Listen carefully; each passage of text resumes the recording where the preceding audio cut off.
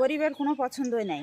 যে আমাকে এই নরক থেকে মানে বের করে নিয়ে যায়, সে একটা মানে ভালো একটা জীবন দিবে, তাকে আমি জীবন সঙ্গী করে নেব।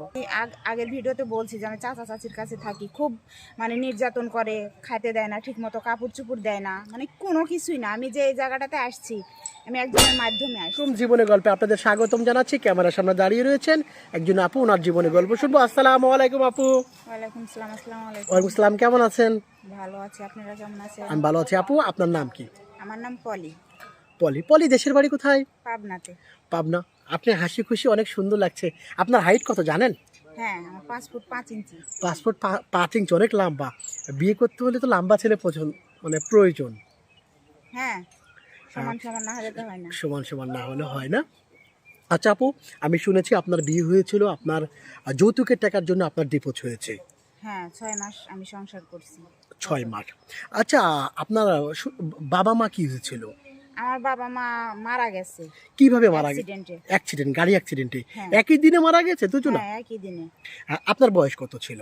আমার বয়স তখন 1-1.5 বছর। আপনার কোনো ভাই বোন আছে? না। আপনি একা? এই দুনিয়াতে আপনার ছাড়া আপন বলতে কেউ নাই তো? হ্যাঁ, এটা আমি একাই এতিম। এতিম, একদম কথা বলেছেন, রাইট, এতিম। আপনার যখন আপনি একা থাকেন অনেক কান্না আসে তো অবশ্যই। হ্যাঁ, আসে তো, দেখার মতো মানুষ নাই। পরবর্তীতে আপনার হাজবেন্ড যাকে ডিভোর্স দিয়েছেন, ওর সাথে কখনো দেখা হয়েছে? না, ওর সাথে দেখা হয় নাই। দেখা হয় নাই। আচ্ছা, এখন যাকে বিয়ে করবেন কেমন ধরনের জীবন সঙ্গী চান বা পছন্দ করেন আপনি? গরিবের কোনো পছন্দই নাই। যে আমাকে এই নরক থেকে মানে বের করে নিয়ে যায়, সে একটা মানে ভালো একটা জীবন দিবে, তাকে আমি জীবন সঙ্গী করে নেব। দারুণ কথা বলেছেন। মানে কোনো মতে যে আমাকে বিয়ে করবে তার সাথে সারা জীবন হ্যাঁ, থাকবো। কারণ আমি আগের ভিডিওতে বলছি যে আমি চাচা চাচির কাছে থাকি, খুব মানে নির্যাতন করে, খাইতে দেয় না ঠিক মতো, কাপড় চুপড় দেয় না, মানে কোনো কিছুই না। আমি যে এই জায়গাটাতে আসছি, আমি একজনের মাধ্যমে আসছি। কিন্তু একজন বান্ধবীর মাধ্যমে এসেছেন। আচ্ছা আপু, আপনার কথা শুনে আমার অনেক কষ্ট লাগছে। এই মুহূর্তে দর্শক যারা দেখছেন তারা কমেন্ট করে জানাবেন কোথায় থেকে দেখছেন। আচ্ছা আপু,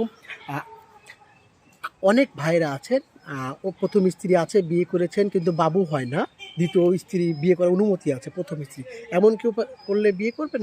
হ্যাঁ, অবশ্যই করব। যদি সে 2টা সংসার চালাইতে পারে তাহলে আমার কোনো আপত্তি নাই। অনেক সময় আছে দেশের বাইরে আছে ভাইয়েরা, আকামার জন্য অনেকের জন্য আসতে পারে না, আর ইমোতে বা হোয়াটসঅ্যাপে বিয়ে করতে চান, আপনি বিয়ে করবেন?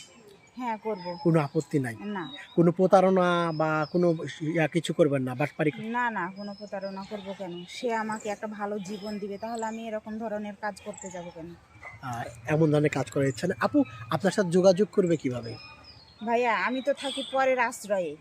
আমার সাথে যোগাযোগ করার মতো কোনো কিছুই নাই। যদি আপনারা হেল্প করেন তাহলে অনেক উপকার হয়।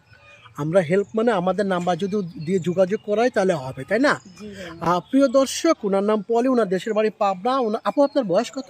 আমার বয়স 25 বছর চলে। 25 বছর, ওনার বয়স 25 বছর। ওনাকে যদি আপনারা বিয়ে করতে চান কিংবা কথা বলতে চান, ওনার জীবন সম্পর্কে জানতে চান, ওনার বাবা মা ছোটোবেলায় গাড়ি অ্যাক্সিডেন্টে মারা গিয়েছে, তাহলে আমাদের সাথে যোগাযোগ করতে হবে। আমাদের যোগাযোগের নাম্বার হচ্ছে ডিসপ্লেতে দেখা যাচ্ছে, এই নাম্বারটি আমাদের। এই নাম্বারে ইমো আছে, হোয়াটসঅ্যাপ আছে। পলির একটা স্ক্রিনশট মেরে পাঠিয়ে দিবেন, আমরা যোগাযোগ করব। সঙ্গে একটা ভয়েস করে পাঠিয়ে দিবেন। কোনো ভাই, বিশেষ অনুরোধ, ভিডিও ফোন দিবেন না। ভালো থাকবেন পলি, আপনার জন্য দোয়া রইল, ভালোবাসা রইল।